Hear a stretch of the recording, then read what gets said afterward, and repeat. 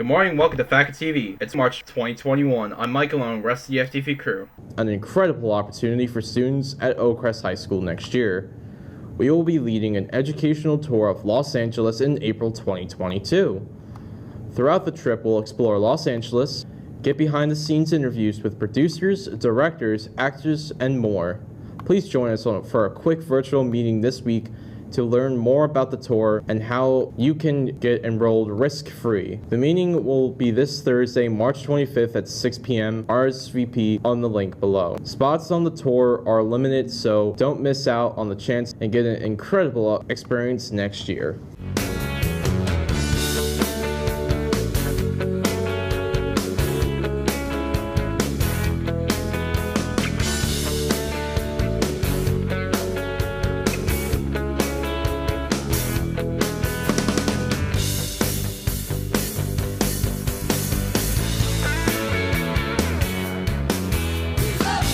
A year into the coronavirus pandemic, many schools are only partially open for the fear they could fuel the spread of the virus. With what just transpired at the Florida beaches, and with many schools beginning to open up more after the Easter holiday and the spring break, experts explain what the actual risks are for spreading COVID-19 in schools and how proper controls can change that equation. Schools used to look like this. Classrooms packed with students, lunchrooms full of loud conversations. Now coronavirus. With the virus still spreading, can schools reopen safely? Let's look at the classroom. Studies have found that compared with adults, children might be infected less often, are less likely to show severe symptoms, and are less likely to be hospitalized for severe infection. Classrooms are one place where you have a lot of people in the room for a long period of time. That's pretty risky. This is particularly true for adults or older kids. Think of the virus forming a small cloud in front of the infected person. Larger virus-laden droplets expelled from their nose or mouth would fall nearby, while the smaller droplets would float further away. And that's just from talking normally. By shouting and screaming and being emotional, you can give these droplets superpowers, make them smaller, which we call aerosol, and can fly further, 10, 20 feet in some cases. And then everyone else in that room is going to be exposed to it, will be forced to breathe it. But this picture changes dramatically when control measures are put in place. Experts say the most important one is masking. With masks on everyone, the infected person would release less virus into the air, and the others would have some protection against the virus that remains. I would say the second most important thing is to ensure good ventilation of the classroom. It could be as simple as opening some doors and windows.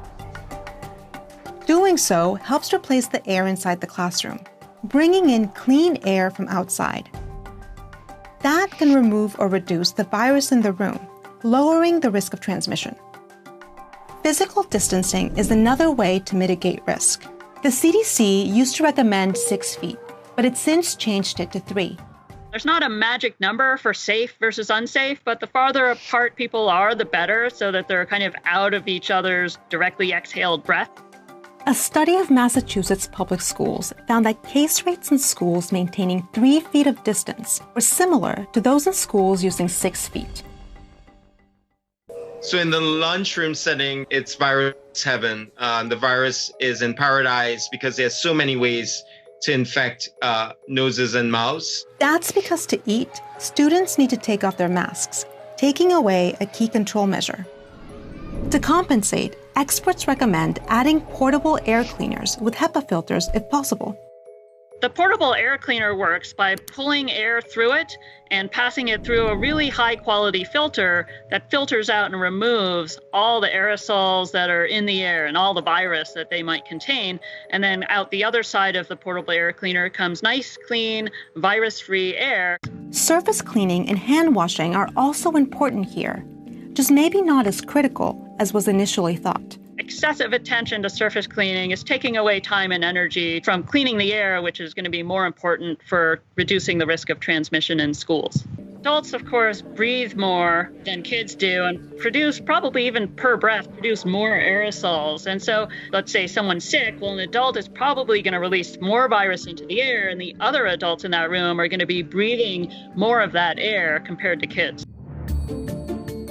For teachers, vaccination is the latest control measure, and most states are giving K-12 educators priority. Masking, distancing, ventilation, vaccination, and testing all have a role to play in how schools reopen. So to try and keep everything all at once and that laundry list in place is probably going to be very frustrating for many people. And I think if you had to do one thing, it's probably going to be wearing that mask. Well, that's all for today. So from me and everyone here at Falcon TV, have a great day.